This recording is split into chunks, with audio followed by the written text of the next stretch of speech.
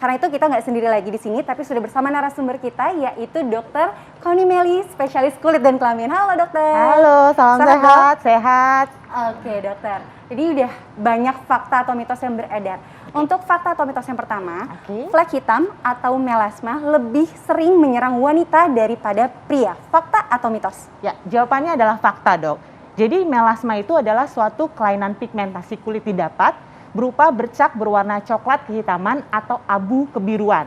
Nah, umumnya terdapat di area wajah, terutama dahi, hidung, dan bibir atas. Nah, dari studi epidemiologi didapatkan bahwa melasma lebih banyak ditemukan di wanita daripada laki-laki. Dan secara umum perbandingannya itu adalah 9:1. Jadi lebih banyak. Bahkan di beberapa negara itu ditemukan perbandingannya hingga 20-30:1.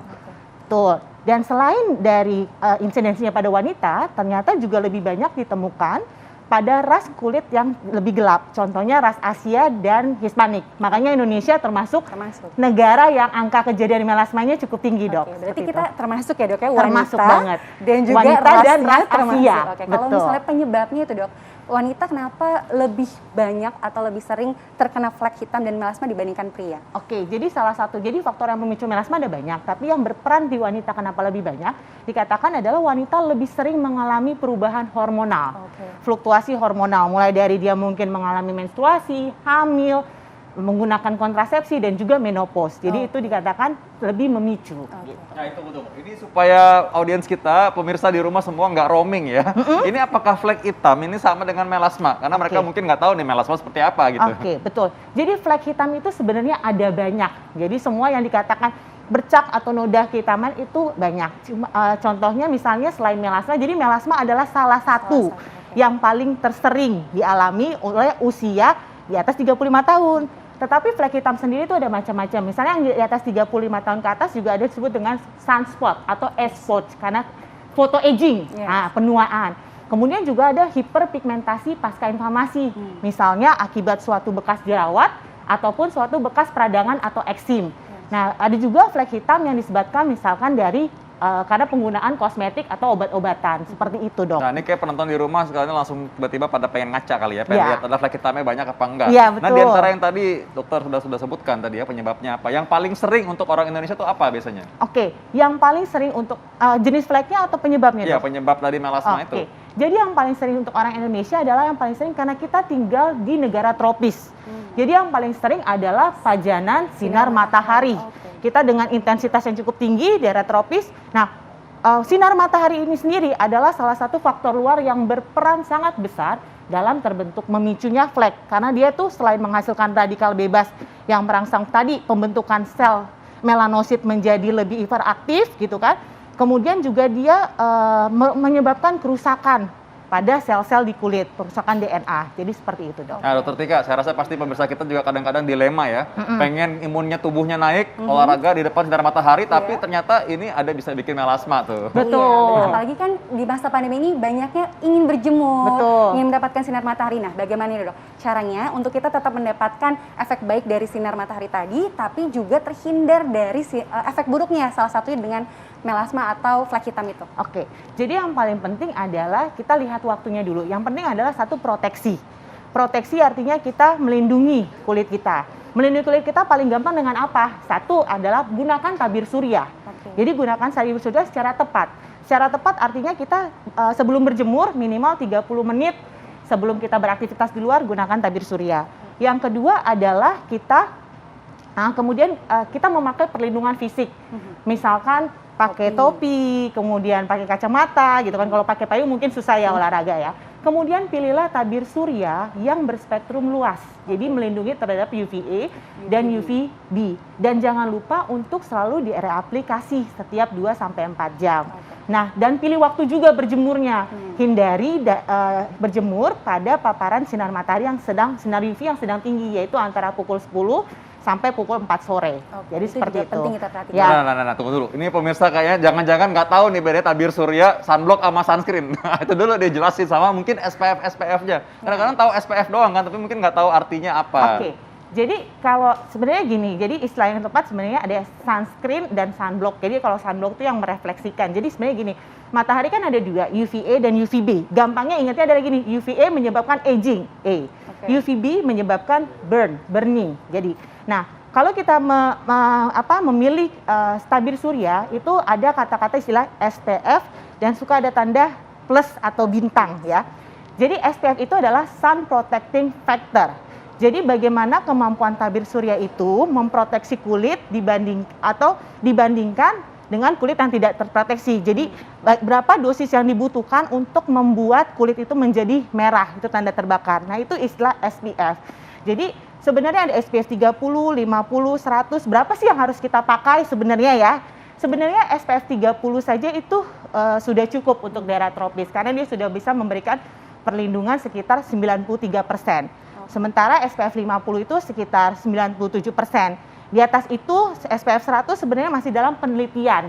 Apakah cukup, beberapa mengatakan SPF 50 saja cukup karena 100 juga tidak terlalu menambah efektivitasnya seperti itu. Kemudian kalau untuk melindungi dengan UVA yang dinilai adalah persistent pigment darkening.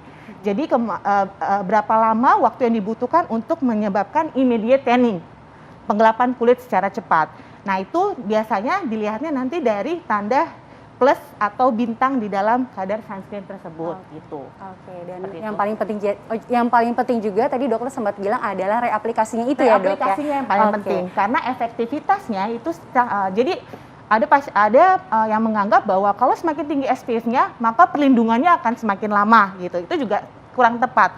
Sebenarnya dalam 4 jam itu atau 2-4 jam itu efektivitas sunscreen sudah menurun jauh. Makanya dianjurkan di area aplikasi setiap 2 hingga 4 jam. Oke.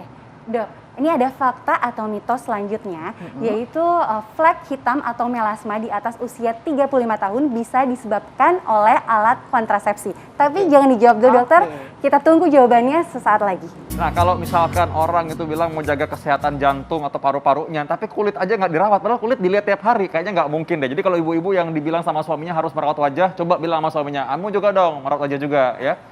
Ya, itu juga Dok. Makanya tadi sudah ada VT tentang perbedaan kulit pria dan wanita. Maka kita harus kenal tentang tipe dan jenis kulit kita agar bisa lebih merawatnya lagi nih. Karena kita sudah kedatangan nih narasumber kita, yaitu Dr. Connie Melly, spesialis kulit kelamin. Dok, tadi ada satu fakta atau mitos yang belum terjawab, yaitu flek hitam dan melasma yang muncul di atas usia 35 tahun sering disebabkan karena alat kontrasepsi. Fakta atau mitos? Ya, jadi jawabannya fakta, Dok. Jadi melasma itu juga ditemukan pada wanita yang menggunakan kontrasepsi atau menggunakan terapi suli hormon. Kenapa? Karena ada faktor hormonal. Jadi kontrasepsi yang mengandung kombinasi hormon estrogen dan progesteron itu lebih banyak memicu melasma dibandingkan yang berisi progesteron tunggal saja. Kenapa? Karena estrogen ini diduga kuat merangsang sel pembentuk pigmen itu menjadi lebih hiperaktif dalam memproduksi pigmen dan juga dia meningkatkan enzim yang terlibat dalam pembentukan pigmen. Sedangkan untuk progesteron sendiri itu sebenarnya efeknya masih kontroversi.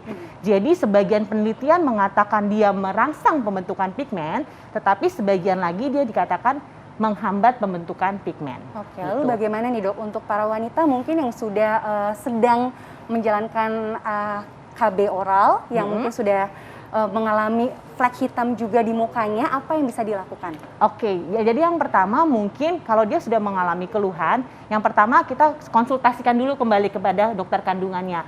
Apakah ada metode KB lain yang bisa dipilih? Contohnya yang lebih aman untuk metode KB misalnya menggunakan Kaperti, IUD, ya kan? Kemudian juga bisa atau menggunakan seperti alat seperti kondom atau spermisida.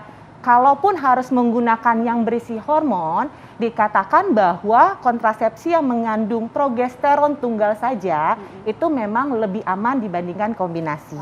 Nah, ini kalau misalkan orang yang sudah telanjur punya melasma atau flek hitam, tadi mungkin tiba-tiba ngaca ya pas lagi jeda pariwara. Nah, itu sekarang bisa sembuh apa enggak? Pasti mereka bertanya-tanya tuh, Dok. Fakta atau mitos kalau misalnya flek hitam atau melasma tidak bisa disembuhkan? Fakta atau mitos? Gimana ya? Jadi bukan tidak bisa disembuhkan, Dok. Bisa, pasti bisa, namun agak sulit. Kenapa sih sulit? Karena melasma sendiri, khusus melasma, penyebab pastinya hingga saat ini belum diketahui. Yang kita ketahui hanya faktor pemicunya. Kemudian perjalanan penyakitnya ini berjalan lambat, kronis.